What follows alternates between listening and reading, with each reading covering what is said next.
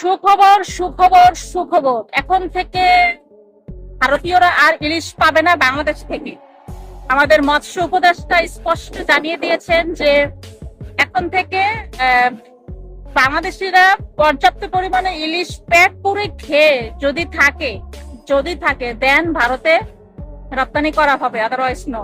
তো ভারতীয়রা এখন কি ইলিশ না খেয়ে থাকবে? ওরা এখন ইলিশ পাবে কোথায়? ওরা ওরা বলতে চাইছে যে কি মানে বলছে ভারতীয়রা ইলিশ কোথা থেকে পাবে, ইলিশটা খাবে কি? এবার আমরা না খেয়ে খেতে হবে, মরে যাবো নাকি? আর সব থেকে বড় কথা, তোদের এই পদ্মাতেই শুধু ইলিশ পাওয়া যায় আমাদের এখানে, মানে দীঘা থেকে শুরু করে, ডায়মন্ড থেকে শুরু করে, তালসাগির থেকে শুরু করে, উদয়পুর থেকে শুরু করে, উড়িষ্যা থেকে, মানে হাজার জায়গা আছে ভাই, যেটা তোরা মানে তোরা মানে ভাবতেও পারবি না ইলিশ কোথা থেকে পাবো। আমার গান্ডু মার্কা, আমার সারা বছর এই একবার ইলিশ মাছ ওঠে, সেটাকে নিয়ে আমরা সারা 12 বছর ইলিশ মাছ খাচ্ছি, আর সেখানে বছরে একবার ইলিশ পেয়ে মানে কুকুরের মতো করছি এরা। মানে এরা মানুষ হয়েছে, ইলিশ নিয়ে এরা এমন করছে জাপের জমে খায়নি এরা। না বলতে কি চাইছে, আমাদের এখানে ইলিশ পাওয়া যায় না? তোর ভোদা ইলিশ দেখে যা তোমার ওখানে।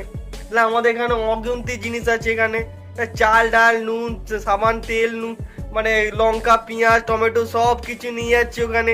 ওই একটা টমেটো নেবো, বছরে একবার ওই ইলিশ মাছ উঠছে, সেটাখানে এত বাওয়ালি।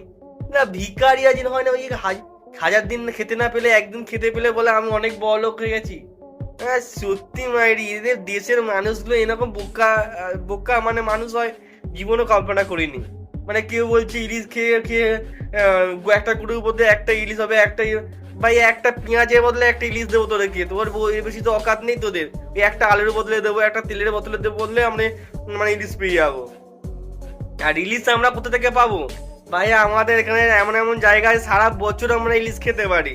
তারপর থেকে বড় কথা, আমাদের এখন ইলিশ চাষও হওয়া স্টার্ট হয়ে গেছে নদীর আশেপাশে, মানে নদীর জল নিয়ে।